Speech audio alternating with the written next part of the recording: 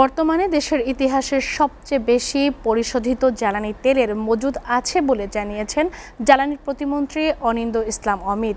সকালে চট্টগ্রামের Patenga eastern refinery পরিদর্শনে গিয়ে তিনি একথা বলেন।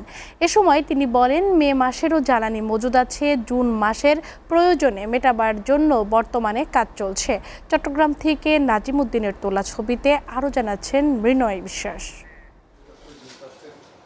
দেশের একমাত্র সরকারি তেল শোধনাগার ইস্টার্ন রিফাইনারি পিএলসির সক্ষমতা বাড়াতে এবং জ্বালানি নিরাপত্তা শক্তিশালী করতে দ্বিতীয় ইউনিট স্থাপনের পরিকল্পনা এগিয়ে নিচ্ছে সরকার। ২০২৯ সালে দ্বিতীয় ইউনিটের পরীক্ষামূলক কার্যক্রম চালু করা হবে।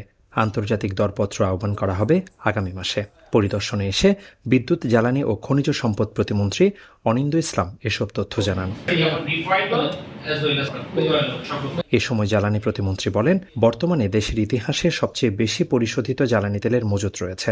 বর্তমানে বাংলাদেশের ইতিহাসে সবচাইতে বেশি পরিশোধিত জ্বালানি আমাদের মজুদ রয়েছে।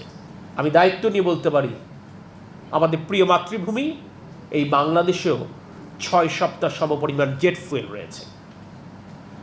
আমাদের এপ্রিল এবং মে মাসের যে জ্বালানি চাহিদা সেটি আমরা সংগ্রহ করেছি। আমরা এখন মূলত জুন মাসের প্রয়োজন মেটাবার জন্য আমরা উদ্যোগ গ্রহণ করেছি। জ্বালানি প্রতিমন্ত্রী বলেন, রাষ্ট্রায়ত্ত একমাত্র তেল শোধনাগার ইস্টার্ন রিফাইনারি বছরে প্রায় ১৫ লাখ টন ক্রুড অয়েল পরিশোধন করে। শোধনাগারের কার্যক্রম ঠিক রাখতে বিকল্প উৎস থেকে জ্বালানি সংগ্রহের চেষ্টা চলছে। আমরা বিকল্প সূত্র থেকে আমরা আমাদের জ্বালানি সংগ্রহ করবার জন্য আমরা চেষ্টা করেছি। সেটা যেমন refined oil as well as আমরা ক্রুড অয়েলও সংগ্রহ করবার চেষ্টা করেছি।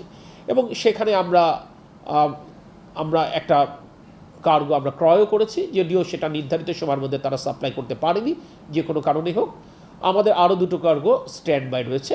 আমরা আশা করছি এই মাসের শেষার্ধে একটি কার্গো এসে পৌঁছাবে। এ সময় সংবাদকর্মীদের উদ্দেশ্যে প্রতিমন্ত্রী বলেন, তথ্য পরিবেশনার ক্ষেত্রে একটু সতর্ক অবলম্বন যেন করা হয়, যাতে অহেতুক কোনো আতঙ্ক কিংবা উদ্বেগ সৃষ্টি না হয়। মৃন্ময় বিশ্বাস, এসিটিভি, চট্টগ্রাম।